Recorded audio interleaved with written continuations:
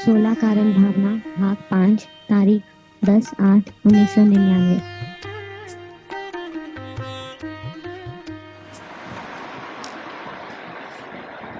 नमो अजंतानम नमो सत्तानम नमो आर्याम नमो विभुचाय नमो वेद सर्वसाम नमो सर्वेशाराय स्वानुभूत्या चकास्ते चित स्वभावाय भावाय सर्वभावन परच मंगलम भगवान वीर मंगलम गौतमोगम मंगलम कुंद कुंडालु जयं धर्मस्तु मंगलम सर्वमंगल मांगल्य सर्व कल्याण कारकम दानम सर्वधर्माणां जैनम जयतु शासनम ओंकार बिंदु संयुक्त नित्यं ध्यायन्ति योगिनः आमोदं मोक्षदं च ओंकाराय नमः।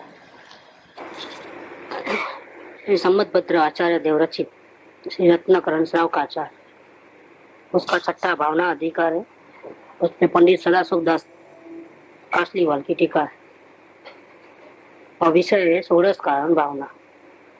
इसमें पहली जो भावना है दर्शन विशुद्धि भावना, उसको उत्पन्न होने में 25 दोष रोकते हैं।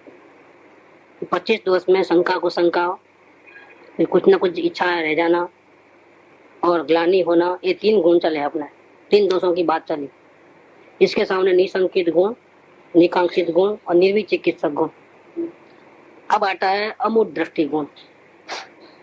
उसको रोकने वाले जो दोष हैं वो इस प्रकार से हैं। खोटे शास्त्रों से, व्यंतर आदि देवकृत विक्रिया से, मणि मंत्र औषधि आदि के प्रभाव से, अनेक वस्तुओं का विपरीत स्वभाव देखकर सच्चे धर्म से चलायमान नहीं होना, वह सम्यक दर्शन का अमूढ़ दृष्टि गुण है, जो सम्यक दृष्टि के होता ही है। वस्तु का जो स्वभाव है उसके सिद्धांत ऐसा है कि एक द्रव्य दूसरे द्रव्य का कुछ भी कर नहीं सकता है, कोई किसी को लाभ या हानि नहीं पहुंचा सकता है। लेकिन चमत्कार होते हैं, व्यंतर देव कुछ चमत्कार करते हैं, भूत पिशाच वगैरह, उन्होंने ऐसा कुछ करते हैं तो गर्भ बाहर में दिखाई हो जाती है, जैसा वो चाहते हैं वैसा हो जाता है। या मणि किसी के पास होता है तो वो भी अपनी इच्छा अनुसार कर लेता है। मंत्र किसी के पास होता है तो उसका भी असर गिरता है, दवाओं का भी असर गिरता है। आप कह सकते हो कि जब एक द्रव्य दूसरे द्रव्य का कुछ नहीं करता है तो दवा से फायदा कैसे होता है? दवा पीने से आराम क्यों होता है हमारा? हाँ देखो, उसका तो क्या बात है। तो ये सिद्धांत झूठा हो गया ना। कौन सा सिद्धांत झूठा हुआ? एक द्रव्य दूसरे द्रव्य का कुछ करता नहीं, कोई किसी को लाभ नुकसान नहीं करता। देखो दवा से लाभ हुआ कि नहीं हुआ, मंत्र तंत्र से गड़बड़ होती है कि नहीं होती है, उल्टा सुल्टा, कोई काला दवा कराता है, कोई तावीज बांधता है, कोई कैसा करता है, तो फायदा नुकसान होता है कि नहीं होता है। और शास्त्रों में ऐसे झूठे शास्त्र भी है, ऐसा करने से ऐसा होगा, ऐसा करने से ऐसा होगा, ऐसा भी है बहुत सी बात। तो ये सब देख करके वो वस्तु का जो स्वभाव है उसको भूल नहीं जाता है। कौन? सम्यक दृष्टि जी। और ग्लानि उसको होती नहीं, मतलब परिस्थिति ठीक नहीं है तो अपने परिणाम नहीं बिगाड़ता है, कंट्रोल रखता है परिणाम में। द्वेष भाव किसी से भी नहीं करता है, वो ग्लानि नहीं करता है। गरीबी हो गई, निर्विचिकित्सा में ग्लानि नहीं करना, तिरस्कार नहीं करना। वो पाप का उदय से ज्ञानी को भी तकलीफ आती है तो वो उससे बचूं कैसे, ऐसा भाव करके अपने परिणाम नहीं बिगाड़ता है। जैसा है वैसा वो चयन कर लेता है, देखना जानना रूपी रहता है, परिणाम को कंट्रोल रखता है। वो निर्विचिकित्सक गुण है। और ये जो है कि खोटे शास्त्र में लिखा है और नाम लिखा है कि महावीर स्वामी ने ऐसा कहा है, क्या दूसरा कुछ हो तो हम नहीं माने, लेकिन महावीर स्वामी का शास्त्र है, जैन शास्त्र है, मानना कि नहीं मानना? अच्छा, फिर वो उसमें 24 तीर्थंकरों का नाम भी है, तो नमस्कार मंत्र भी वही का वही है, चकारी मंगलम भी वही का वही है। उसी शास्त्र में लिखा है कि ऐसा भगवान ने किया, आशीर्वाद दिया तो उसका भला होगा। क्या हाँ आता है, झूठा शास्त्र भी है जैनों के, इसलिए तो गड़बड़ है पूरी। सब लोग झूठे शास्त्रों को मानने लगे हैं और सच्चे जो शास्त्र है उसको किसी को पता भी नहीं है, नाम भी नहीं मालूम है। समय सार नाम सुना था अब तक? नहीं सुना था। देखो प्रवचन सार है, समय सार है, घूमट सार है, नाम ही नहीं सुने हैं लोगों ने। कई भंडार भरे पड़े हैं शास्त्रों के, लेकिन वो शास्त्र का नाम नहीं है। 32 कल्प सूत्र का नाम सुना है, ऐसे जो आगम है जो उनका नाम सुना है, ये शास्त्रों का नाम ही नहीं सुना है। खोटे शास्त्र का मतलब ये है कि कुछ करे तो मिलेगा, जहाँ ऐसी बात लिखी हो, या कुछ पाने के लिए कुछ त्याग करना पड़ेगा, इतना छोड़ो, इतना दान दो, इतना वो करो, इतना खाना पीना छोड़ो तो मिल जाएगा, ऐसा जो बात है वो गलत बात है। ये सब कुछ क्रिया को करते हैं, क्रिया करो, कुछ क्रिया करो, कुछ करेगो तो मिलेगा, कुछ छोड़ोगे तो मिलेगा, उठा पटक करोगे तो मिलेगा, ये सब बातें हैं। या पुण्य में धर्म मनाना होता है, इतनी माला फेरोगे तो ये हो जाएगा, सदगुरु की कृपा होगी, भगवान की कृपा होगी, भगवान के पास जाकर गिड़गिड़ाओ, गुरु के चरणों में मथा टेक दो, गुरु उतारेगा, गुरु बोले ऐसा करना हो, आंख सवाल नहीं करना, जरा भी आंख बंद करके चले जाना, वो कुएं में गिरा है तो कुएं में गिर जाना। ये सब बातें जो है ये झूठे शास्त्रों की बात है। और उस पे नाम लिखा हो महावीर स्वामी ने ऐसा कहा है तो मानना कि नहीं मानना? ये ब्रह्मा ने कहा है तो मत मानो, विष्णु ने कहा है तो मत मानो, लेकिन महावीर स्वामी ने कहा है तो। गौतम ने ऐसा प्रश्न किया और महावीर स्वामी ने ऐसा जवाब दिया। अब मानोगे कि नहीं मानोगे? और वो भी शास्त्र पुराने हैं, 500 साल 700 साल पहले के हैं, क्या करोगे? आपके पुराने तो हमारे ही पुराने हैं, आज थोड़े बनाए हैं। हो गई बात। अब नक्की कैसे करोगे आप? तो कहते हैं कि खोटे शास्त्रों से और व्यंतर आदि देवकृत विक्रिया से, छोटा रूप बड़ा रूप ऐसा हो जाना, व्यंतरों का भूत जो रहते हैं देव वगैरह वो, या मणि मंत्र का कोई मंत्र फेरता है तो बीमारी दूर हो जाती है, तावीज बांधता है तो अच्छा हो जाता है, ये सब क्या है? तो अनेक वस्तुओं का विपरीत स्वभाव देखता है, आंखों से प्रत्यक्ष देखता है कौन? सम्यक दृष्टि। फिर भी अपना जो वस्तु का स्वभाव है, जो मूल सिद्धांत है, वो वैसा का वैसा ही मानता है, वो ऐसा ही नहीं मानता है, जैसा हुआ ऐसा नहीं मानता है। देखता आंखों से है तो भी पुण्य का प्रभाव है तो काम करता है, मंत्र तंत्र औषधि वगैरह। बाप का उड़े आएगा तो कोई छीन के लेके जाएगा, वस्तु का स्वभाव नहीं बदलता है। कोई ऐसा ही मेल है, पुण्य और पाप के कारण से ऐसा होता है। कोई किसी ने किया इसलिए ऐसा हुआ, ऐसा वो नहीं मानता है। नमस्कार मंत्र की इतनी महिमा की जाती है। हाँ, महिमा की जाती है क्योंकि वो असल बात जो आत्मा की महिमा करनी चाहिए वो तो आता नहीं है, वो तो उनको खुद को पता नहीं। फिर क्या करोगे? कुछ तो करोगे कि नहीं करोगे? लोगों को एकजुट में कैसे बांधोगे? सबको एक एक काम दे दो और एक आधार पे सबको खड़ा कर दो। नमस्कार मंत्र का महिमा करोगे तो दिगंबर लोग भी मना तो नहीं कर सकेंगे, नमस्कार मंत्र तो वो भी बोलते हैं। ऐसे करके भी किसी को खींचना होता है कि देखो आपके पास नमस्कार मंत्र है तो हमारे पास भी है क्या? दूसरा कोई मंत्र रखोगे तो कोई आएगा ही नहीं, तो ग्रुप पड़ जाएंगे। ये तो कम से कम ग्रुप तो हुआ एक, उसके पास कोई सवाल जवाब नहीं है, फिर वो क्वेश्चन नहीं करता है। देखो आपके भी 24 भगवान, हमारे भी 24 भगवान, आपके भी वो, आप हमारे भी वो, आप कहाँ तकलीफ है? हम दोनों भाई भाई, ये तो बीच में दूसरे लोगों ने गड़बड़ किया है। नमस्कार मंत्र आता तो ठीक है, चलो जाओ, फिर आप कुछ भी हो, मानो नहीं मानो, हाँ अंदर। और कोई दूसरा मुसलमान आदमी भी अगर अच्छा ठाट बाट करके नमस्कार मंत्र बोल दिया तो एंट्री। कोई चोर लुटा रहा हो तो नमस्कार मंत्र बोल दिया तो एंट्री। ये क्या नियम है? कोई ये कोई नियम होता है? देखो कैसा नियम है वो। कोई ठग भी आ जाता है ना, नमस्कार मंत्र सीख लेता है, अच्छा एक बार वापिस आता है, बाद में नमस्कार मंत्र किसी जैन से लिखा लेता है, याद कर लेता है, आ जाता है अंदर, जाओ भैया अब जो कुछ करना है करो, गड़बड़। ऐसा थोड़ा नियम होता है, नियम तो जो होता है व्यवस्थित होने चाहिए ना। तो अनेक वस्तुओं का विपरीत स्वभाव देख करके, अपने आंखों के सामने चमत्कार देख करके सच्चे धर्म से चलायमान नहीं होता है। कौन? समझ रहे? सच्चा धर्म माने क्या? कि धर्म तो आत्मा से ही होता है, शांति तो आत्मा में ही है और किधर भी नहीं। ये जो मानना उसका बदलता नहीं है कभी भी। दिगंबर सच्चा ऐसा नहीं, श्वेतंबर झूठा ऐसा नहीं। सच्चा धर्म में चलायमान नहीं होता, इसका मतलब क्या? कि अनुभव का रास्ता है, शांति का जो रास्ता है, मुक्ति का जो रास्ता है, वो सब आत्मा से स्वयं होता है, कोई करा देता नहीं है। न अवलोकन कोई करा देता है, न वेद ज्ञान कोई करा देता है, और शांति भी कोई देता नहीं है। शांति तो स्वयं आत्मा से ही निकलती है और आत्मा खुद पाता है। ये जो मूल मार्ग है, उसमें वो फेरबदल नहीं होती है उसकी, क्योंकि उसको तो अनुभव हो चुका है। चमत्कार देख करके नमस्कार कौन करेगा? जिसको अनुभव नहीं है वो बदल जाएगा, और जिसको अपने आत्मा का सुख शांति का अनुभव है वो कोई लाख बोले कि ऐसा इतना मंत्र बोलो तो आपको आत्मा का अनुभव हो जाएगा, तो मानेगा नहीं कि नहीं, ऐसा कोई तरीका नहीं है। तरीका तो ये है कि अपने दोस्तों को देखना, उसका डर लगना, तो उसका उपाय ढूंढने के लिए सदगुरु सच्चे जो है जिसको रास्ता मिल गया उसको पूछना, उन्होंने जो वेद ज्ञान की विधि बताई है वो सुनना समझना, और ऐसा ही अंतर में अपने भगवान आत्मा की शरण में जाना और उसको देखना, वही धर्म है और कोई धर्म नहीं है। दूसरा कोई रास्ता है ही नहीं तीन काल में कि नहीं वेदांत में अलग रास्ता, इधर अलग रास्ता, उधर अलग रास्ता, ऐसा कभी नहीं होता है। एक ही रास्ता है, छूटने का रास्ता एक, घर है तो एक ही दरवाजा होता है, बारी में से दीवार में से नहीं निकल सकते, द्वार में से ही निकलना पड़ता है। ऐसे एक होए त्रण काल मां परमारथ वितराग का मार्ग एक ही है। और वितराग में राग द्वेष किए बिना, अंश मात्र भी राग द्वेष किए बिना अंतर में आत्मा को देखोगे तो ही शांति मिलेगी, नहीं तो शांति मिलने वाली नहीं। बाहर में मिथ्या दृष्टि जीव देवों के पास, कुदेवों के पास चमत्कार होंगे, लेकिन समय दृष्टि जीव चमत्कार को नमस्कार करता नहीं, वो अपने में अड़क देता है। नहीं आप हमारी बात मानो, ऐसा भी धर्म होता है। धर्म तो ऐसा ही होता है जैसा जिनेंद्र भगवान ने कहा है।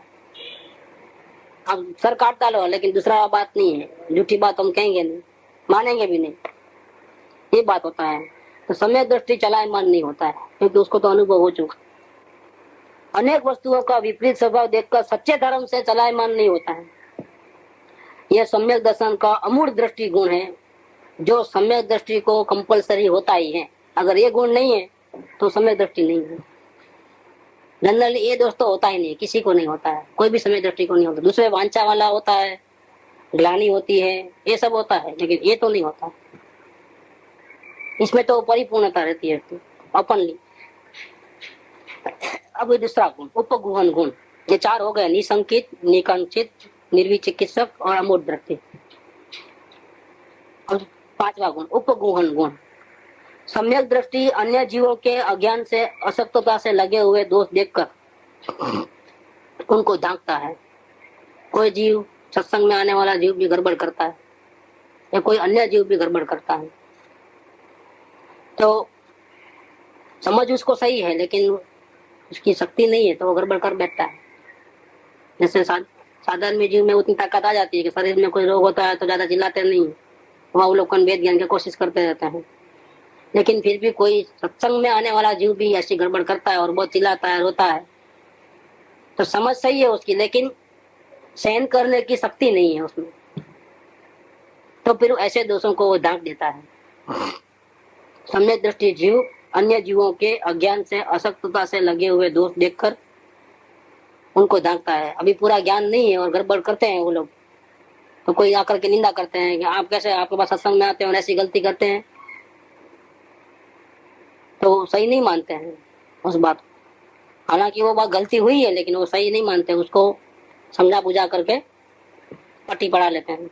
मतलब दोषों को दांकना होता है, ये उपगुण गुण है। उसमें मायाचारी नहीं है, दोषों का बचाव नहीं है, दोषों का पक्ष नहीं है, उसके पीछे रहस्य कोई दूसरा है। ये कौन सा रहस्य है वो देखना है इसमें, ये उपगुण नाम का गुण है। नहीं तो आप ऐसा कहोगे कि देखो अपने साधर्मी है तो सब पक्ष करते हैं, या उनको दोषों का बचाव करते हैं, उनको छुपाते हैं उनके गलतियों को, या अपनी गलतियों का स्वीकार करने की उनमें सामर्थ्य नहीं है, ऐसा कह सकते हो। या फिर ऐसा कोई किसी का देख करके गुरु का नाम बदनाम होता है तो गुरु अपना बदनामी को बचाने के लिए उल्टा पुल्टा बोल लेता है, ऐसा कुछ कारण नहीं है इसके अंदर। ये बात इस गुण में क्लियर करते हैं। उपगुण गुण, सम्यक दृष्टि अन्य जीवों के अज्ञान से, असक्तता से लगे हुए दोष देखकर उनको दांगता है। असक्तता का मतलब क्या है कि अभिप्राय उस जीवों का क्लियर है, सिर्फ आचरण में गड़बड़ है, ये बात समझना। अभिप्राय उसका बिल्कुल क्लियर है। असक्ति का मतलब ये है कि अभिप्राय में भी गड़बड़ है तो भी कभी नहीं दांगता है, ये भी बात समझना है। क्योंकि अभिप्राय का दोष बड़ा है, आचरण का दोष इतना बड़ा नहीं है। आचरण में गलती हो सकती है, अंदर में समझ सही होने पर भी पूर्व कर्मों के उदयवश और अपने नबड़ाई के कारण से, असक्ति के कारण से गड़बड़ करता है वो जीव, तो उसको तो दांकना होता है। लेकिन अंदर में ही गड़बड़ है, अभिप्राय से गड़बड़ है, तो फिर वो दागता नहीं, ये बात तो क्लियर समझ लेना आप पहले। अब आगे तो दोस्त देखकर उनको दागता है। जैसे समझो कोई जीव सत्संग में आने वाला अपने घर में धमाल कर लेता है, एक बात है किसी भी कारण से, तो घर वाले आकर के समझो कुछ शिकायत करते हैं कि आपके पास रोज आते हैं, सत्संग करते हैं, फिर ऐसा क्यों बोलते हैं, ऐसी गालियां क्यों देते हैं, ऐसा बर्ताव क्यों करते हैं, ऐसा होता है। तो उसको समझाया जाता है कि भाई उसका अभिप्राय ऐसा नहीं है। तो समय दृष्टि के अभिप्राय में गलती कभी रहती नहीं। नहीं, अभिप्राय में गलती नहीं रहती। ये जो दोष है वो आचरण के है। इसलिए क्या होता है, आचरण में दोष है, उसका कारण यह है कि अभी ज्ञान इतना परिपूर्ण नहीं हुआ है। अभिप्राय में नहीं रहते ऐसी बात नहीं है। दोनों अभिप्राय में नहीं रहते हुए भी कभी दोष करता हो, कभी अभिप्राय के दोष रहके भी करता ठीक, वो बाद में बात करेंगे। अभी तो ये चले, एकांत में श्रद्धा का अभिप्राय का दोष नहीं होता है, आचरण का ज्ञान में कमी होने से वो होता है, गलती होती है। गलती नहीं होती ऐसी बात नहीं है। ये बात इसलिए नहीं कहते हैं कि आप गलती करते हैं तो कोई परवाह नहीं, चलो गलती करते जाओ, ये बात नहीं है। उसको अंदर में दुख बराबर रहेगा। हाँ, रहता है उसको खुद को ऐसा होता है कि ये गलती भी मेरी ना होवे तो अच्छा। लेकिन आचरण की गलती होती है क्योंकि ज्ञान में अभी परिपूर्णता नहीं आई है, पूरा विवेक नहीं जागा है अभी, तो सम्यक दर्शन मलिन होता है। ये बात कौन सी चल रही है, 25 दोषों की, कि जिससे सम्यक दर्शन मलिन होता है, आत्मा का अनुभव गिर नहीं जाता है, और मिथ्या दृष्टि वापिस नहीं होता है इन दोषों के कारण, लेकिन मलिनता जरूर है। धर्म की बदनामी जरूर होती है कि ऐसे कैसे धर्म पालने वाले हैं, ऐसा कैसा धर्म है।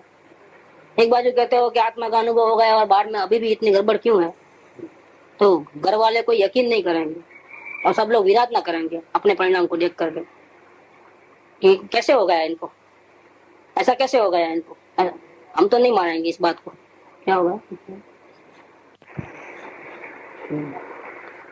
तो अभिप्राय में ऐसा क्यों हुआ, क्या कारण है ऐसा होने का, मतलब आचरण में ऐसा क्यों गड़बड़ होता है। तो दूसरे लोगों को शंका हो जाएगा, कभी कभी गुरु के ऊपर शंका हो जाती है, तो गुरु ने ऐसा कैसा कह दिया कि उसको आत्मज्ञान हो गया है, जबकि इसके आचरण देखो तो बिल्कुल बेकार है।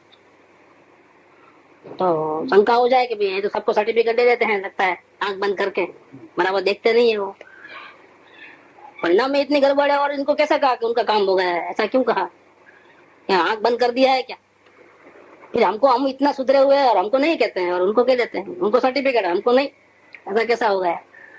ये भी एक गड़बड़ हो जाती है इसके अंदर। लेकिन बात समझना है कि अशक्ति का दोष माने क्या, कि अंदर में श्रद्धा बराबर है लेकिन ज्ञान अभी परिपूर्ण इतना नहीं हुआ है और आचरण में बहुत कमी है, इसलिए अशक्ति से वो गड़बड़ किया है, अभिप्राय से गड़बड़ नहीं किया है।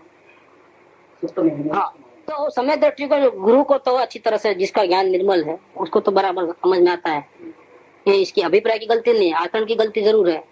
लेकिन ऐसा अगर कोई शिकायत करे तो उसको ढांकना होता है। अशक्ति के दोषों का बचाव हो सकता है, अभिप्राय ये गलती निकाल दो ऐसा नहीं बोलेंगे। नहीं, वो बात बताता हूँ कैसे करते हैं उसका इलाज।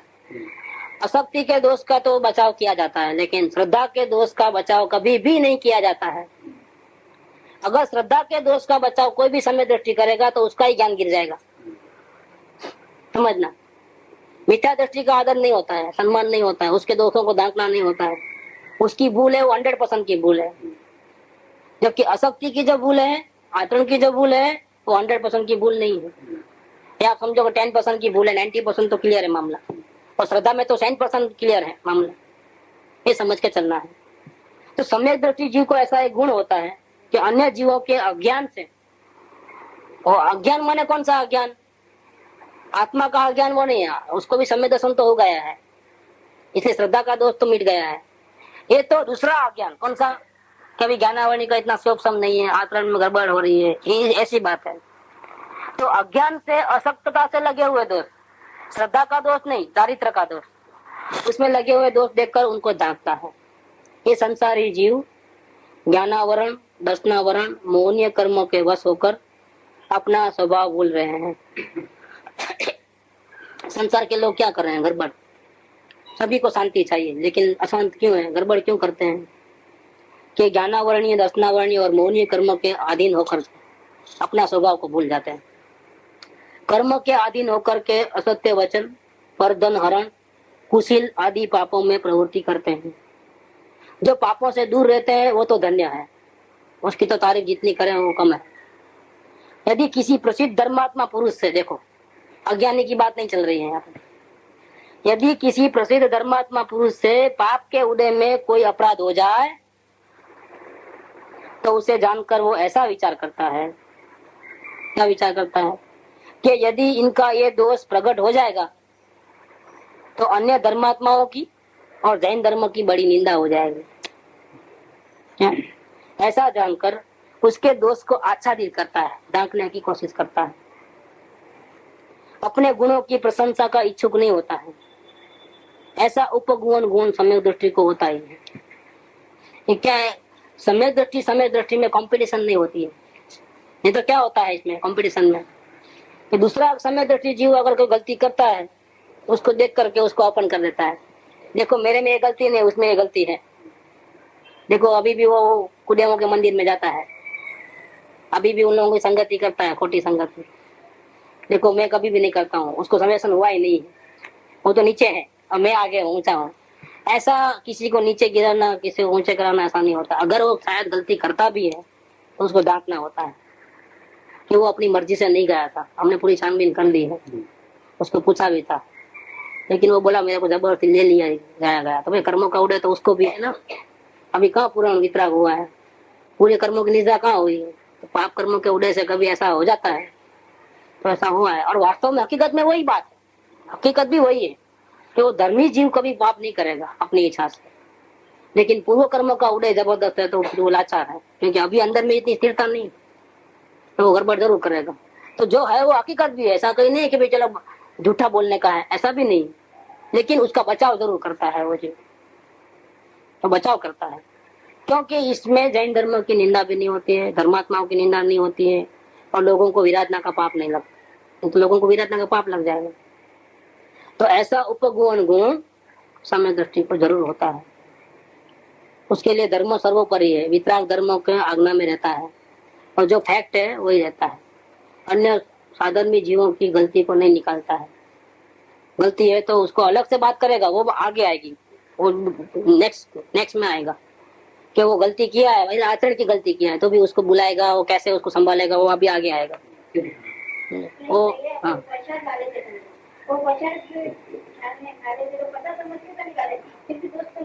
वो दोष उसको रहता है, क्रिया का दोष है। अंदर में अगर तकलीफ होती है तो अनुमोदना का दोष नहीं, लेकिन बाहर में हमारी क्रिया में गड़बड़ है, इसलिए क्रिया का दोष तो जरूर लगता है। लेकिन ये सब दोषों से ज्यादा सबसे पहला काम तो क्या करना है कि पहले तो आत्मा का अनुभव करना है, वो दोष पहले निकाल देना है। ये सब छोटी छोटी चीजें का इतना ध्यान अभी नहीं देना है, बाद में जब आगे बढ़ेंगे तो सब ध्यान देंगे। लेकिन अभी क्योंकि शुद्धिकरण तो बाद में होने का है, पहले वस्तु हाजिर तो हो, समय दर्शन तो हो, फिर बाद में शुद्धिकरण होगा। अब ये बात जो चल रही है, वो जिसको समय दर्शन हो गया है उसकी जो गलतियां हो रही है उसको सफाई करने की बात चल रही है। और जिसको समय दर्शन नहीं हुआ वो सफाई करने जाएगा तो घर नहीं है, मकान नहीं है, कुछ नहीं है, और सफाई करने का किसके सफाई करेगा? आचरण की शुद्धि अभी नहीं, पहले श्रद्धा का दोष मिटाना है। श्रद्धा के दोष में क्या है कि जितना हो सके अपने को अंधे बेरे लूले लंगड़े होकर के अपना अवलोकन चालू रखना और वेद ज्ञान चालू करना, जल्दी से जल्दी अवलोकन जल्दी पूरा करके वेद ज्ञान चालू करना और अपने आत्मा को पहले देख लेना। एक बड़ा काम हो गया, बाद में छोटे छोटा रिपेयरिंग वगैरह तो होते रहेगा। पहले पाया बना करके 4 दीवार लगा दिया, कि सफाई करना, कलर करना, अरेंजमेंट करना, लाइट लगाना, वो तो होते रहेगा बाद में, उसकी इतनी फिक्र नहीं है। मेन बात क्या है कि छत बंद करके 4 दीवार आ जाना, कम से कम रहने को तो होए अंदर में। ऐसे सम्यक दर्शन आत्मा रूपी घर मिल जाए, बाद में उसकी जितनी श्रृंगार करना है करो, शुद्धिकरण जितना करना है करो, पहले बड़ा काम पहले हो जाना चाहिए। तो कहते हैं इधर के, यदि किसी प्रसिद्ध धर्मात्मा पुरुष से पाप के उदय में कोई अपराध हो जाए, खास तौर पे प्रसिद्ध ज्ञानी अगर होते हैं उससे ऐसी गलती होती है तो बहुत प्रॉब्लम हो जाते हैं। और कई ज्ञानी ऐसे हैं कि वो अपने को गुप्त रखते हैं, किसी को मालूम नहीं है कि वो ज्ञानी है क्या ज्ञानी है, तो वो अगर कोई गड़बड़ करते हैं तो इतना इफेक्ट नहीं गिरता है समाज के अंदर, क्योंकि उनको कोई ज्ञानी मानता नहीं तो कोई विराधना भी नहीं करेगा। पहले से ही वो पर्दे के पीछे ही है, अंदर में ज्ञान भले हुआ है लेकिन बाहर में जाहिर नहीं हुआ है। जाहिर नहीं हुआ है तो उनसे कोई अपराध होगा तो फिर इतना इफेक्ट नहीं गिरता है, क्योंकि संसार में तो ऐसे तो अपराध करने वाले बहुत जीव हैं, अकेला यही थोड़ा है कि धर्मात्मा कुछ नहीं कर सकता है। अगर प्रसिद्ध धर्मात्मा कोई है तो वो गड़बड़ नहीं कर सकता। अगर वो गड़बड़ किया तुम्हारा काय का धर्म, बड़ी बड़ी बातें हैं, कुछ नहीं, ऐसा करके विराधना चालू हो जाती है धर्मों की। और वो बातें जल्दी फैलती हैं। लोगों को क्या है, निंदा करने का, अपना काम तो करना है नहीं, निंदा करने का काम ज्यादा करते हैं। कुछ भी मेन आदमी से कहीं गलती हुई तो उसके समाचार वायरलेस की तरह फैल जाते हैं समाज के अंदर। नहीं, आप देखेंगे देवलाली में क्या हुआ, रात को 11 बजे वो देखा तो रात को 11 बजे ही खबर पहुंच गई सब जगह, कैसा हुआ होना। के वो प्रवचनकार है, ऐसे प्रवचनकार को बाहर निकाल देना, उसका सुनना नहीं। अरे भाई तूने सुना ही कहाँ है, सुना ही नहीं है, फिर ऐसा क्यों? लेकिन जलन देती है लोगों को बहुत बड़ी। तो सुबह तो लाइन, रात भर सोए होंगे कि नहीं सोए होंगे, पकड़ के वहां देखो कैसा हो गया है। दूसरे लोग गलती करे, स्वयं गलती करे, उसको कुछ नहीं, सब माफ। लेकिन कोई प्रवचनकार अगर है और वो ऐसा गलती करे तो खलास। धर्मात्मा की तो बात क्या, उनको तो जूते लेके मारेंगे। अभी तो उसको मालूम नहीं है कि क्या है असल हकीकत। अगर कोई ज्ञानी ने ऐसा किया हो तो एक ज्ञानी ही नहीं है, ऐसा हुआ ज्ञानी है तो कितनी विराट ना हो जाए। प्रवचनकार के सामने डंडा उठाते हैं तो फिर दूसरे की बात सामने तो क्या करेंगे वो लोग, तो ऐसा हो जाता है। तो प्रसिद्ध धर्मात्मा पुरुष से पाप के उदय में कोई अपराध हो जाए तो उसे जानकर वो ऐसा विचार करता है कि यदि यह दोष प्रकट हो जाएगा तो अन्य धर्मात्माओं की तथा जैन धर्म की बड़ी निंदा होगी। ऐसा जानकर उसके दोष को आच्छादित करता है। अपने गुणों की प्रशंसा का वो इच्छुक नहीं होता है। हाँ वो तो है ही ऐसा, देखो हम कभी ऐसी गलती नहीं करते हैं, ऐसा करके अपनी बड़ाई नहीं करता है वो, और दूसरों को गिराता नहीं है वो, क्योंकि उसके गिरने से वो व्यक्तिगत दोष नहीं हो रहा है, धर्म गिर जाता है। धर्म महान है, कोई व्यक्ति महान नहीं, इसीलिए किसी का गुण दोष वो नहीं देखता है। इस प्रकार से ऐसा उपगुण गुण समय दृष्टि को होता ही है, उसको धर्म की बहुत महिमा है। शायद वो उसने वो ऐसी गलती की भी होगी लेकिन उसको धर्म को बचाना है। व्यक्ति ने जो गलती की है वो तो वो भोगने वाला है, जो गलती की आचरण की हो, चाहे श्रद्धा की हो, चाहे कोई भी हो, लेकिन धर्म को तो कभी भी लांछन नहीं लगना चाहिए।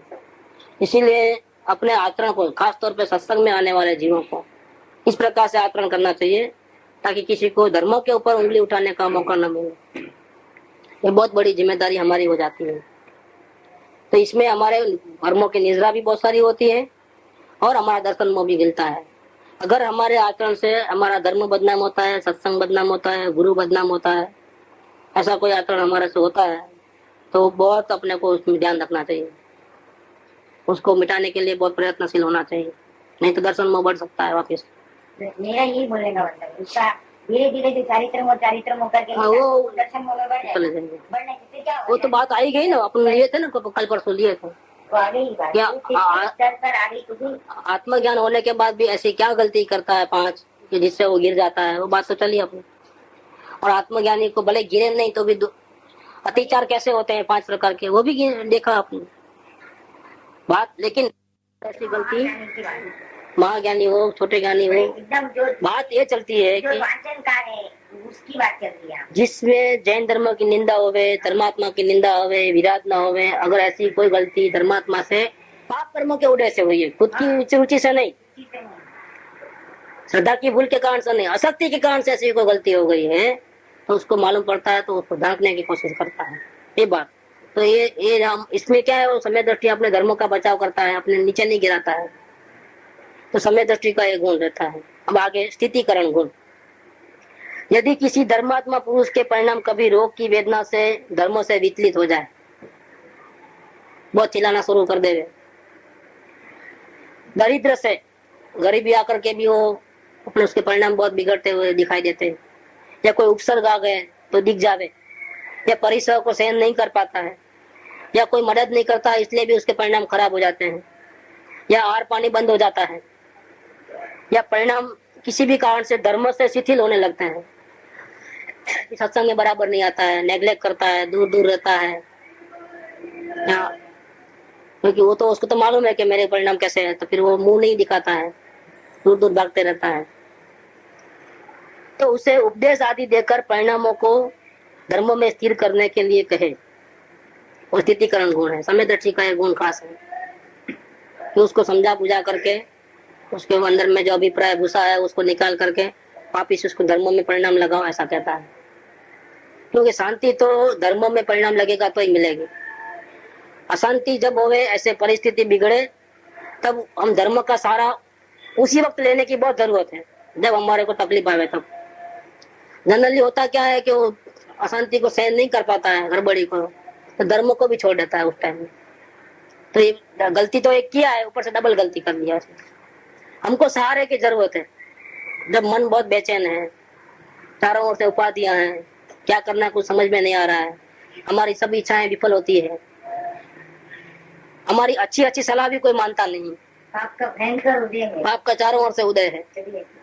उस टाइम में क्या करना? उस टाइम में वो जीव इतना हैरान होता है कि कभी कभी सत्संग छोड़ देता है, धर्म को छोड़ देता है, गुरु को छोड़ देता है, बहुत बहुत बेचैन ऐसा होता है। तो उस टाइम में वो दूर दूर चले जाता है, मुंह छिपाता फिरता है।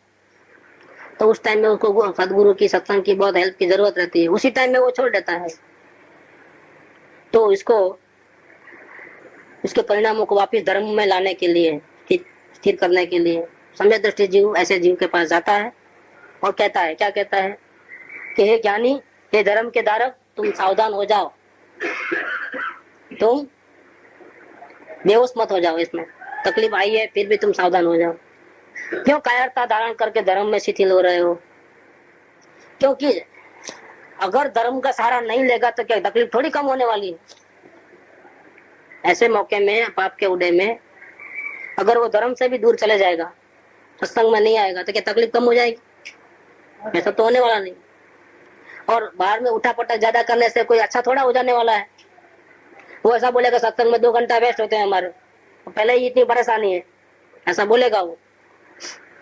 तो बाहर में उठा पटक करने से कार्य होने वाला है कि पाप का उदय मिटेगा तो कार्य होने वाला है? बाहर में उठा पटक करने से तो कुछ होने वाला नहीं है ना, वो तो पहले ही समझना है। पुण्य का उदय आए बिना आपका कुछ काम होने वाला नहीं है। चाहे 2 घंटा बिगाड़ो बाहर में या पूरा दिन बिगाड़ो। इसीलिए समझदारी से सत्संग का सहारा नहीं छोड़ना, क्योंकि सत्संग से ही पुण्य बनेगा। आपके उदय को नाश कौन करेगा?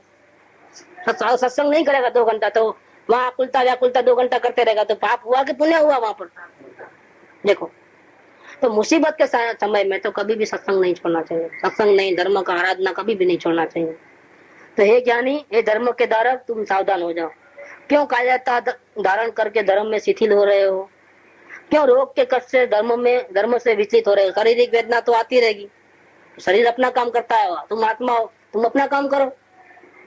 देखो, शरीर को अपने आत्मा की परवाह है कि तुम क्यों शरीर की परवाह करके धर्म से विचलित हो रहे हो? अपन इतनी देर बैठे तो ऐसे मम्मी अकेले बैठे थे तो पीड़ा हो रही वो चलता था।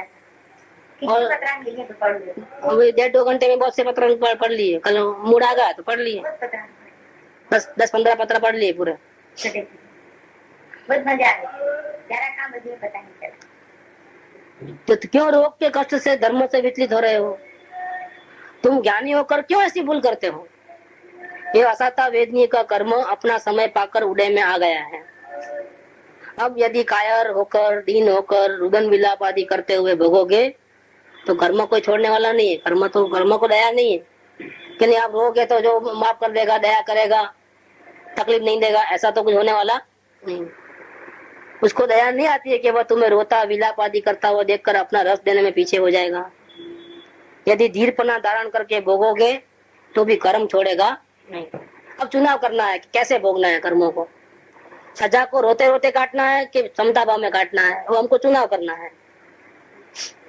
कौन सा अच्छा है, बस ये बात है। इधर कोई देव दानव मंत्र तंत्र औषधि वेद आदि तथा स्त्री पुत्र मित्र बांधव सेवक सुबत आदि उदय में आए हुए कर्म का हरण करने में समर्थ, वो तो जीव को अकेले कोई भोगना है।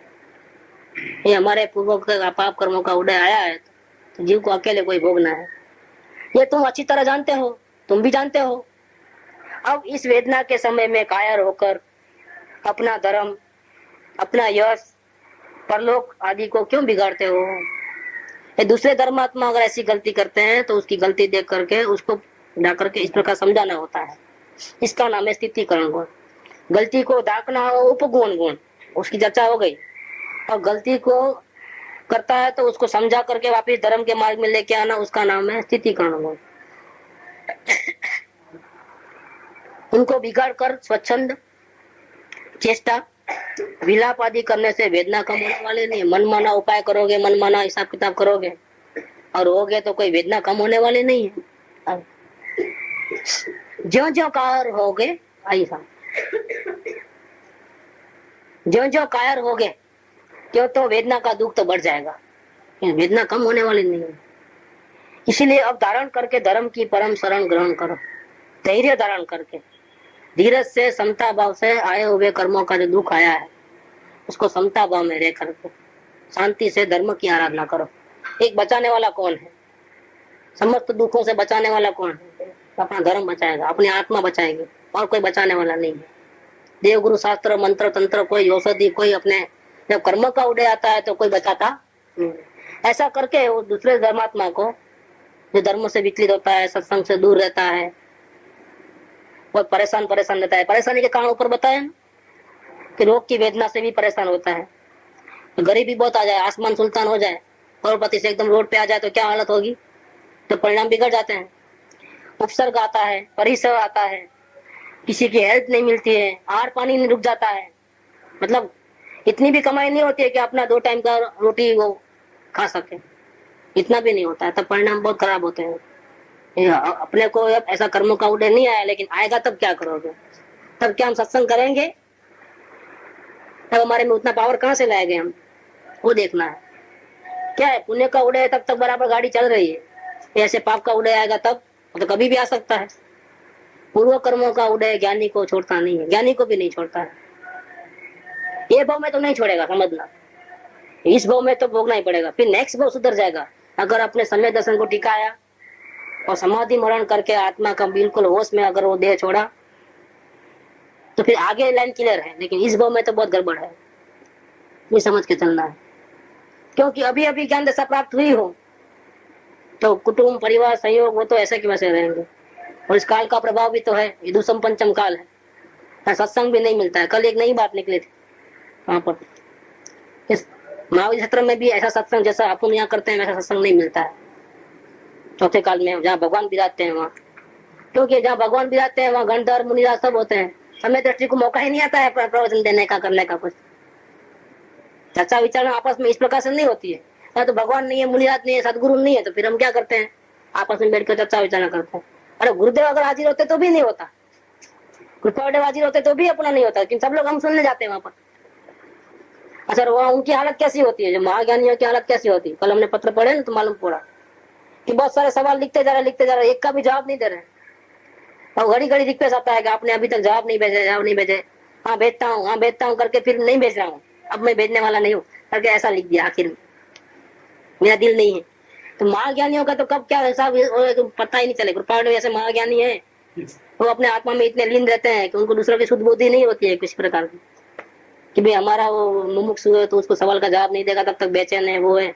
उसको लिख दिया, आप चिंता मत करो, उसको छोड़ ही दो आप, ऐसा लिख दिया है। क्या पहले बोले कि मैं इतवार को लिखूंगा, इतवार को गया तो वो लिखा ही नहीं, कि बाद में लेटर आया, इतना बार लेटर आते हैं, आखिर बोले आप वो चिंता ही छोड़ दो, ऐसे सवालों का मेरे को जवाब देने का टाइम नहीं है। मन काम नहीं करता था, आत्मा में डूबे रहते थे। तो ऐसे महाज्ञानी के सामने सवाल करोगे तो क्या जवाब मिलेगा? कब मिलेगा जवाब? और अगर ज्यादा पंचायत करोगे तो बोले कल चलो अपन भगवान के पास जाएंगे, कल वहां पूछ लेंगे सब। भगवान गिराते हैं तो कौन बोलेगा? तो ये सत्संग का माहौल जो यहाँ बनता है वो वहां भी नहीं मिलता है। सर्वकाल में सत्संग दुर्लभ है, तो चौथे काल में भी दुर्लभ है, भगवान विराजते हैं उस टाइम में भी दुर्लभ है। वो तो फिर वहां भगवान के सम्मुख में जाओ तो भगवान आपके घर में तो आने वाले नहीं है, पहली बात तो ये समझना। और मुनिराज भी उन्हें आए भी नहीं भी आए, वो तो आपका पुण्य का उदय हो तो आपके घर में आहार लेने पधारे, लेकिन आहार लेते वक्त तो मौन ही रहते हैं, वो धर्म लाभ भी नहीं बोलते हैं, इतना मौन देते हैं। कोई धर्म का सवाल करो तो भी जवाब नहीं देते हैं, चले जाते हैं। मुनियाद को तो नगर में आना तो मौन देना पड़ता है, नगर में आने को बोल चाल कुछ नहीं, धर्म की चर्चा विचार को जिसको गरज है वो जंगल में आवे आचार्य देव के पास, वहां बात करे, प्रश्न करे, जो भी करना है। मुनियाद को कोई ऑर्डर नहीं है बात करने का, उपदेश देने का ही ऑर्डर नहीं है मुनियाद को, ऐसा रहता है। तो सत्संग जो है बहुत दुर्लभ हो जाता है, वहां पर भी कोई इजी नहीं मिलता है सत्संग चर्चा विचारना। तो यहाँ ये बात कही थी कि ऐसे ऐसे पाप का उदय आता है, तब धर्मात्मा भी सत्संग को अगर छोड़ देता है तो उसके परिणाम और बिगड़ जाते हैं। तब दूसरा धर्मात्मा जाकर के उसको समझाता है कि भैया तुम रोगे चिल्लाओगे परिणाम बिगाड़ोगे तो भी तुम्हारा को कर्म का उदय तो छोड़ने वाला नहीं, तो क्यों अपने धर्म को खराब करते हो, अपनी शांति को क्यों गंवाते हो, ये भाव और परभाव क्यों बिगाड़ते हो? वीर हो जाओ, दृढ़ता से धर्म की आराधना करो। और ये धर्म तो कहीं भी हो सकता है, मरण पथारी में भी हो सकता है ना ये धर्म। अवलोकन का पुरुषार्थ, वेद ज्ञान का पुरुषार्थ तो कहीं भी हो सकता है। उसमें और क्या तकलीफ कहाँ है कि यहाँ जाकर के होगा, वहां जाकर के होगा, इतने मंत्र बोलोगे तो होगा, बैठे बैठे ही होगा, सोच कर नहीं होगा, ऐसा कहाँ कहा है? वो तो ज्ञान का काम है। तो शरीर अच्छा रहे चाहे बुरा रहे चाहे कुछ भी हो, अपना काम तो अपन कर सकते हैं। लेकिन क्या है, परिस्थिति जब खराब होती है तो मन जो है बाहर भागता है ठीक ठाक करने के लिए, क्योंकि अभी अंदर की स्थिरता इतनी नहीं आई है। तो वो मन को वहां नहीं लगा करके इधर लगाना, आत्मा में और अवलोकन में लगाना, वेद ज्ञान में लगाना, इतना प्रैक्टिस करना, वो बात इधर है। संसार में नरक के तथा तिर्यंचों के सुधा, तृषा, रोग, संताप, ताड़न, छेदन, वेदन, मारण, शीत और उष्ण आदि के घोर दुख असंख्यात काल पर्यंत अनेक बार अनंत भव धारण करके भोगे हैं। इस संसार में चार गति में भटकते भटकते इस जीव ने तिर्यंत गति में और नरक गति में इतने दुख तो कई बार भोगे हैं, एक दो बार नहीं, अनंत भव तक भोगे हैं। अभी यह तुमको ऐसा कौन सा दुख है? नरक गति का दुख ज्यादा, तिर्यंत गति का दुख ज्यादा कि मनुष्य गति का दुख ज्यादा है? हिसाब किताब लगाओ। ऐसा कौन सा दुख तुमको आ गया है? तुम्हें लड़का मेरी बात नहीं मानता है, वो मेरी बात नहीं मानते हैं, सब टेंशन टेंशन हो जाता है, मैं सही बात भी कोई मानता नहीं मेरी। ऐसा कौन सा दुख आ पड़ा है? 2 वक्त की रोटी तो आराम से मिलती है ना, नींद तो आती है ना। नरक में तो वो भी नसीब में नहीं। नरक में सोने का टाइम कहाँ है? अंधेरे में रहना, गंदगी में रहना, भूखा प्यासा आयुष्य पर्यंत, और ऊपर से मारण थोड़ी हो रहे। तो वो वहां जितना दुख है वहां इतना कहाँ दुख है? देखो तिर्यंत गति में जानवर लोग कितने दुखी है, इतना दुख है क्या? ऐसा क्या घबराने की बात है कि थोड़ा दुख आया और सत्संग को छोड़ दिया? ऐसा क्यों करते हो भैया? ये बात है। ऐसा तुमको कौन सा दुख है? और ये जो दुख है वो तो थोड़े समय में खत्म हो जाएगा। ऐसे तो मनुष्य भोग की आयुष्य कितनी है? ऐसा तो नहीं है कि नरक गति में तो मिनिमम आयुष्य 10,000 साल का रहता है, तो न जाने कब दुखों का अंत होगा। अभी तो 2,000 साल ही हुए हैं या 20-25 साल ही हुए हैं, लंबा टाइम तक दुख भोगना पड़ेगा? ऐसा कहाँ है? अगर दुख भी भोगना पड़ा तो कितने टाइम के लिए भोगना पड़ेगा? मनुष्य गति की ज्यादा से ज्यादा आयुष्य कितनी है 20 साल में? 100 साल, 100 साल बहुत बहुत। इसमें से समझो आधी तो गुजर गई हो, बाकी रहे आधी। तो 20, 40, 50 सालों के लिए इतना भी दुख नहीं भोग सकते हो तुम? और इतना उसमें इन्वॉल्व हो गया कि धर्म कर्म को भी छोड़ दिए, सत्संग को भी छोड़ दिए। ऐसा करके उसको समझाते हैं। अभी यह तुम्हें कितना सा दुख है वो तो थोड़े ही समझ में खत्म हो जाएगा दुख के दिन। ये रोग की वेदना देह को मारेगी, देह का नुकसान होगा, देह कमजोर हो जाएगा रोग आने से, लेकिन तुम्हारे चेतन स्वरूप आत्मा को तो कोई मार सकता? वो तो ऐसी की ऐसी पवित्र है। आत्मा को क्या बिगाड़ा होता है? बुखार आया है तो शरीर में आया है, आत्मा में थोड़ा आया है। कैंसर भी हुआ है या किडनी फेल हुई है, उसका जो कुछ भी असर आया है तो किस में आया है? वो शरीर में हुआ है। आत्मा को तो कुछ हुआ। और धर्म तो आत्मा खुद स्वयं अपने आधार से कर सकती है। शरीर बीमार हुआ इसलिए आत्मा धर्म नहीं कर सकती, ऐसा किसने कहा? देखो, देह का मरण तो अवश्य होगा ही। तुम दवा लो, चिल्लाओ, इलाज करो तो भी आखिर एक दिन तो आएगा ही आएगा। वो तो तुम कितना भी उसके लिए रो तड़पो तो भी मरण तो आने ही वाला है। जो भी देह धारण करने की है, जिसने भी देह धारण किया है, उसका मरण तो नक्की होने ही वाला है। इसलिए अतः तुम अब सचेत हो जाओ, जिंदा रहने की अपेक्षा छोड़ दो। उसके लिए जिंदा रहने की चाहना है, इसलिए वो सब गड़बड़ होता है। कैंसर का मालूम पड़ता ही टेंशन आ जाता है। क्यों? तो उसको जिंदा ही रहना है, शरीर में ही रहना है, उसको कहाँ मुक्ति में जाना है? टेंशन किसको होता है? जिसको इस शरीर को छोड़ना नहीं है उसको टेंशन होता है। जिसको मोक्ष में जाना है उसको कोई टेंशन नहीं होता है। अच्छा है चलो कपड़े बदल देंगे, भाई कभी ना कभी जाना है तो अभी जल्दी जाएंगे, इतना ही ना, और क्या फर्क पड़ता है? तो उसको कोई टेंशन नहीं है। और धर्मात्मा को कोई टेंशन नहीं होता है। बाकी जिसको शरीर में रहना है, जैसे क्लेश में संसार में रहना है आराम से, उसको तकलीफ हो जाएगी। तो इतना टेंशन में आ जाएगा कि पूछो नहीं, जैसा कि वो क्या हो गया है। जैसे नरक में चलेगा इतनी वेदना होगी मानसिक, कैंसर हुआ है करके वो तो, बाकी कोई किसी को तकलीफ नहीं होती। अब तुम सचेत हो जाओ, ये कर्म को जीतने का अवसर है। क्या? अब देखेंगे तुम्हारे ज्ञान में कितनी ताकत है। एक कसौटी कब होती है? हम सही रास्ते पे चल रहे हैं, हमको भगवान का धर्म मिल गया है सच्चा, जिनेंद्र देव का। क्या? सदगुरु ने हमको सही रास्ता बताया है, हमको जो ज्ञान मिला है उनसे, उसकी कसौटी करने का अभी समय आया है। तो खाना पीना अच्छा मिलता है तब तो क्या कसौटी करोगे, तब तो सब अच्छा ही चलता है। अब मुसीबत आई है, कोई गाली दे रहा है, कोई गरीबी आई है, कोई शरीर में रोग आए हैं, ऐसे कोई परेशानी हुई है, जब खड़े हुई है तब देखेंगे आपके ज्ञान में कितनी ताकत है। अब देखो सामना करो। अब कौन जीतता है, आपका मोह जीतता है कि ज्ञान जीतता है? शरीर के प्रति, संयोग के प्रति, कुटुंब परिवार के प्रति आपका मोह जीत गया है या आपका ज्ञान जीत गया है? कौन जीतता है? अब तक तो कसौटी हुई नहीं थी, परीक्षा कोई लिया नहीं था, अब कर्मों ने परीक्षा लेना शुरू कर दिया है, तब लड़ाई में जीतने का टाइम आ गया है। ये बात है। अब भगवान पंच परमेष्ठी की शरण ग्रहण करके कैसे, अभी जीतना कैसे है, किसकी शरण में जाना? बहुधा होता है ऐसा है कि तकलीफ आती है तो तकलीफ को सुधारने में जीव चले जाता है। भगवान भगवान तो बाद में बूढ़ा हो जाएंगे तब क्या, तब जाएंगे सामायिक में, प्रतिक्रमण तब करेंगे, आनक में, मंदिर में तब जाना। अभी तो हमारी उम्र कमाने दमाने की है और इतनी उपाधि है, तब भगवान को कौन याद करे? हाँ, सुबह में एक दफे नमस्कार मंत्र बोल लेते हैं, माला फेर लेते हैं, हो गया धर्म। अब चाहे दिन भर जितना झूठ बोलना है बोलो, कैसे भी कमाई करो, अनीति की, नीति की, जैसा भी घूमना फिरना, खाना पीना, फिर सामने बोल देना नमस्कार मंत्र, सो जाना, सब माफ, धर्म हो गया हमारा। ऐसा नहीं होता है। अब भगवान पंच परमेष्ठी की शरण ग्रहण करके ये पाप का उदय आया है, भगवान को साथ में रखो, उनके दिए हुए मार्ग पे चलो, जरा चिल्लाओ नको, समता भाव धारण करो और धीरे से वेद ज्ञान अवलोकन करो।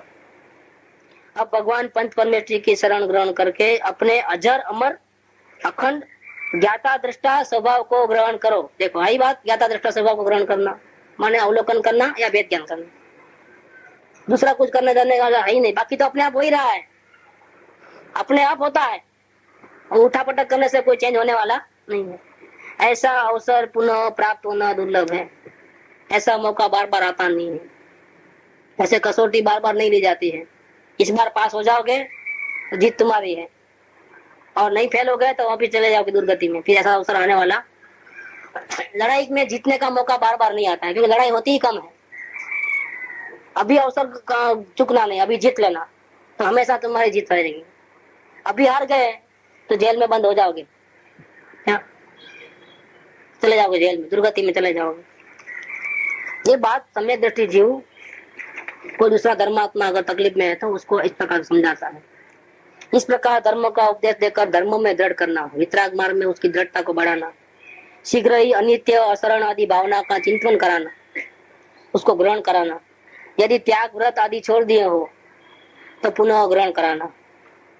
शरीर का मर्दन आदि करके दुख को दूर करना, पैरों में तकलीफ होती है, दर्द होते हैं तो मालिश वगैरह करके सेवा चाकरी कर, तो धर्मात्मा दूसरे धर्मात्मा की सेवा चाकरी करता, वैया व्रत जिसको बोलते हैं, करके दुख दूर करना। कोई सेवा तेल करने वाला नहीं हो तो आप स्वयं तेल करना, अन्य साधर्मियों का साथ मिला देना। खुद के पास इतना समय नहीं हो, थोड़ा थोड़ा मैं अपन देना, थोड़ा दूसरे ले, ऐसा आगे पीछे होकर के उसकी संभाल करना। आहार पानी दवा आदि करके स्थितिकरण करना, उसको हर प्रकार से संभव सहायता करके उसको स्थितिकरण कराना। ये सब क्यों करना? जो धर्म से विचलित न हो जाए। इस टाइम में अपना पैसा काम में आएगा, इस टाइम में अपनी सेवा काम में आएगी। ये अवसर कभी नहीं चुकना, इसमें बहुत बड़ा फायदा होता है। और कई कर्मों की निद्रा भी होती है और भविष्य में अपने अच्छे टाइम आते हैं। अपने को भी ऐसा कभी टाइम आया, अपने को भी इस प्रकार की सुविधा हो जाती है, स्थितिकरण हो जाती है। मल मूत्र कप आदि आ गया हो तो उसको धोना, पोंछना इत्यादि करके स्थिर करना। दरिद्र आदि से चलायमान हुआ हो, गरीबी में आ गया हो, खाने को भी तकलीफ हो तो क्या करना? तो उसकी भोजन पान आदि की द्वारा आजीविका लगा देना। उपसर्ग परिसर आदि दूर करके सच्चे धर्म में स्थापित करना। ऐसा स्थितिकरण अंग सम्यक दृष्टि को होता ही है। सम्यक दृष्टि ऐसा ही होता है, और दूसरे धर्मात्मा की पीड़ा को देख नहीं सकता है, उसको हर संभव सहायता करता है। इसलिए करता है कि वो धर्म को छोड़े नहीं, तकलीफ आकर के वो धर्म को नहीं छोड़े, इसलिए वो ऐसा सब कुछ करता है। अभी ये जो 6 गुण हो गए, 6 दोष के सामने 6 गुण हुए। अब वात्सल्य गुण, ये भी एक धर्मात्मा जीव को दूसरे धर्मात्मा के प्रति बहुत प्रेम होता है। कुटुंब परिवार के प्रति जितना प्रेम नहीं होता, उससे बढ़ के प्रेम साधर्मियों के साथ, मुमुक्षुओं के साथ होता है। तो ये वात्सल्य गुण भी सम्यक दृष्टि को होता है। वात्सल्य नाम का गुण सम्यक दृष्टि को होता ही है।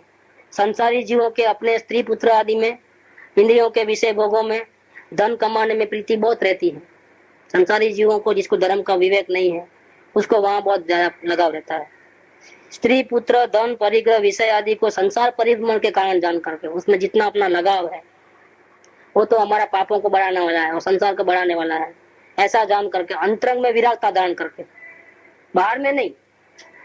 ये अंतर में विरागता धारण करने का मतलब क्या है कि स्त्री पुत्र परिवार को छोड़ने की बात नहीं चल रही है यहाँ पर, लेकिन अंदर में वैराग धारण करके, उसके प्रति का मोह कम करके, धर्मात्मा में, रत्नत्रय के धारक मुनिराज में, अर्जिका में, श्रावक श्राविका में और धर्मों के स्थानों में जिसकी अत्यंत प्रीति होती है, उसके सम्यक दर्शन का वात्सल्य अंग होता ही है। कुटुंब परिवार का मोह जो है वो अंतरंग से कम करता है, बाहर से दिखावा नहीं करता है। नहीं तो भाई और गड़बड़ हो जाए, फोड़ पंचायतें खड़ी हो जाएंगी। तो मुसीबत आ बेल मार मुझे ऐसा नहीं करता है, वो अंदर से चेंज हो जाता है। और अंदर से झुकाव कहाँ हो गया? धर्मों के स्थानों के प्रति, दूसरे साधर्म्य के प्रति, उनके इतना उनसे भी ज्यादा प्रेम आता है। वो दिखावे नहीं दिखावे, लेकिन अंदर में तो ऐसा ही उसको बहुत प्रेम रहता है उसके प्रति। ऐसा गुण सम्यक दृष्टि को होता है। तो ये 7 नंबर का हुआ। अब आ गया 8 नंबर का प्रभाव नाम। ये भी बहुत बढ़िया है। अपने मन से, वचन से और काया से, धन से, दान से, व्रत से और तप से और भक्ति से रत्नत्रय का प्रभाव प्रकट करना, सम्यक दर्शन की महिमा करना, वितराग धर्मों की महिमा करना, यह मार्ग प्रभावना अंग है। कैसे भी करके अपने मन वचन काया से, अपने से तन मन धन सब से, पूरी भक्ति भाव से, दान दे करके, धन दे करके, व्रत करके, तप करके, भक्ति करके भी कौन से मार्ग की प्रभावना करना? महिमा किसकी करना? वितराग धर्म की महिमा करना। देखो सम्यक दृष्टि को ये गुण होता है। वितराग मार्ग में कभी कोई कमी आवे, उसको कोई गाली देवे, वो पसंद नहीं करता है। वो गाली क्यों मिली है, क्या गलती रह गई, वो गलती को दूर करके वापस ठिकाने पर लाता है। वितराग मार्ग की तो प्रभावना करता है। अपने निमित्त से ऐसा कोई काम नहीं करता है मन वचन काया से, जिससे जिनेंद्र भगवान का ये धर्म को कोई बदनामी हो किसी प्रकार से। अज्ञानता से वो लोग बदनाम करे वो अलग बात है, अपने से होवे वो अलग बात, अपने निमित्त से होवे वो गलत बात। दूसरे लोग समझ नहीं पाते इस धर्म को और जैसा है ऐसा बोलते हैं, वो तो उनका काम है, वो अपना काम नहीं है। लेकिन कम से कम हमारे निमित्त से ऐसी कोई गलती नहीं होनी चाहिए, मन से नहीं, वचन से नहीं, काया से नहीं, कि वितराग धर्मों को जरा भी तकलीफ हो, कोई आंच लगाए, इतना हमारा वर्तन सुंदर होना चाहिए। तो इस प्रकार से मार्ग की प्रभावना करता है। इसका विशेष वर्णन प्रभावना उनकी भावना में करेंगे, आगे आएगी वो बात, तो उसका विस्तार वहां करेंगे। अभी इन शॉर्ट बताया। तो दर्शन विशुद्धि जो है, जो पहला काम 16 कारण भावना में पहली भावना है दर्शन विशुद्धि भावना। उसमें जो 25 प्रकार के दोष जो लगते हैं सम्यक दृष्टि को, ये दोष किसको लग रहे हैं? मिथ्या दृष्टि को तो होते ही है, लेकिन सम्यक दर्शन को मलिन करने वाले ये दोष है। इसमें जो पहला जो दर्शन विशुद्धि वाला है, उसके 25 दोषों के सामने 8 दोषों के सामने 8 गुण को बताया। कल से अब बाकी के जो रहते हैं 17, उसकी बात चलेगी।